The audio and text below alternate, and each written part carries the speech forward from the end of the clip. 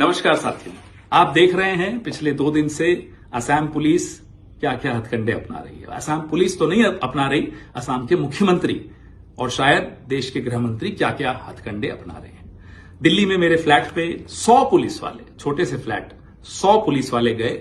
मैं नहीं था, कोई नहीं था हमारे परिवार का, लेकिन वहां जाकर उन्होंने मेरी छोटी बहन जो कोविड में नहीं रही, उसकी यादगार एक पुराना फोन था, वो उठा के ले गए। एक ऐसा लैपटॉप जो मैं कभी यूज नहीं करता, वो ले गए। एक आईपैड जो मैंने अभी इस्तेमाल करना नहीं शुरू किया, वो ले गए। कहते हैं कि पेन ड्राइव 2 ले गए। अब हमें नहीं मालूम वो लेकर आए थे या लेकर गए, मुझे नहीं मालूम। कौन लाया, कौन ले गया, मुझे नहीं मालूम। खैर छोड़िए। अब मैं जहां भी जाता हूं या उनको लगता है मैं गया हुआ हूं, वहां ये पुलिस भेज रहे हैं। क्यों भेज रहे हैं? सवाल ही तो उठाए हैं कांग्रेस पार्टी ने। आप कांग्रेस पार्टी को चुप क्यों करवाना चाहते हैं? मुझे चुप क्यों करवाना चाहते हैं? सवाल पूछे हैं, जवाब दीजिए। हम कहते हैं साहब ये कागज और ये जानकारी आई है, इसकी जांच कीजिए। क्या ये गलत कहते हैं हम? आप जवाब देने की जगह सबको गाली दे रहे हैं, पुलिस छोड़ रहे हो, आप डराने की कोशिश कर रहे हो। आपको लगता है हम डर जाएंगे? आपकी आदत डराने की हो सकती है शर्मा जी, हमारी आदत डरने की नहीं है। कारण बता देते हैं क्यों। मेवाड़ का हूं, कांग्रेसी हूं, राहुल गांधी का सिपाही हूं। अब कैसे डरूंगा? तो डरूंगा तो नहीं, लेकिन हां, क्योंकि मुझे बोलते रहना है, क्योंकि मुझे सवाल पूछते रहना है, मैं आपकी पुलिस को जरूर अवॉइड कर रहा हूं। लेकिन आगे भी सुन लीजिए। जो कागज हमारे पास आए और जो लोगों ने वेबसाइट्स के नाम बताए, सरकारी वेबसाइट्स थी अलग अलग देशों की, कि इस पे जाइए, ये जानकारी है, तो वो हमने आप सबके साथ साझा किया। हम तो यही उम्मीद करते हैं साहब आप जांच बैठाएंगे, लेकिन नहीं, आप तो पुलिस छोड़ देंगे।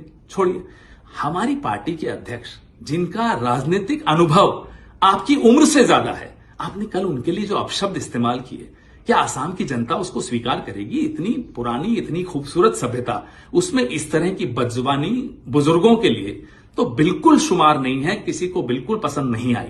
खैर आप जानिए, आप क्यों इतने गुस्से में, हमें नहीं मालूम। अब कुछ और जानकारियां आई हैं, वेबसाइट्स हैं।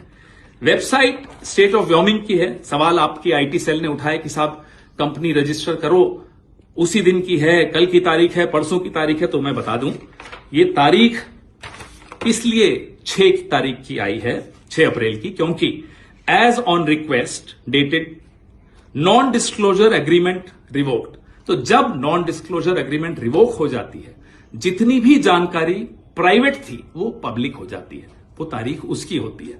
फाइलिंग और इनकॉर्पोरेशन में फर्क होता है।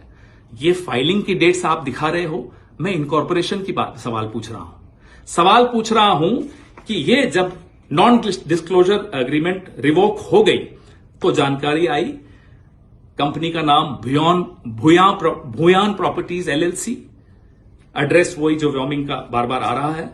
Additional article, manager authorised member Riniki Bhuyan Sharma. ये अब नॉन डिस्क्लोजर के बाद की जानकारी डिस्प्ले होनी शुरू हो गई। Identification nationality Antigua and Barbuda, date of birth 31 July 1973, remarks citizenship by investment, other nationality yes bracket multiple. ये उनकी वेबसाइट पे लिखा है। हमें लोगों ने कहा उस वेबसाइट पे जाइए, दिख जाएगा। दिखा, हम आपको दिखा रहे हैं और सवाल भी साथ में पूछ रहे हैं और जांच की मांग भी साथ में कर रहे हैं। अब एड्रेस ऑफ रेनिकी भूया शर्मा, इसी वेबसाइट पे क्या लिखा है साहब? Care of Bhuyan properties limited LLC company है व्योमिंग में, उसमें उनका एड्रेस दिया हुआ है Riniki Bhuyan Sharma, Bhuyan properties limited, 96A Plashet grove, London, England, E6 1AB। Other addresses, और भी एड्रेसेस लिखे हुए। 1 address number 1 12 festival city Dubai UAE।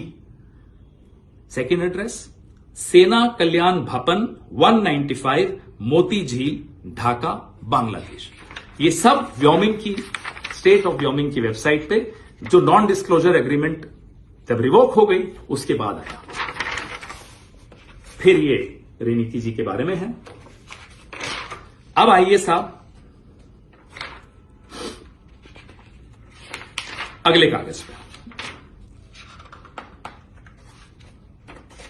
State of Utah, United States of America, department of commerce, division of corporations and commercial code, domestic limited liability company, certificate of organization, Rinki Bhuya Sharma asset collective LLC।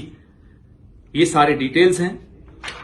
ये सारे कागज जो हमें आ रहे हैं, हम सरकार से, आप सबसे साझा कर रहे हैं।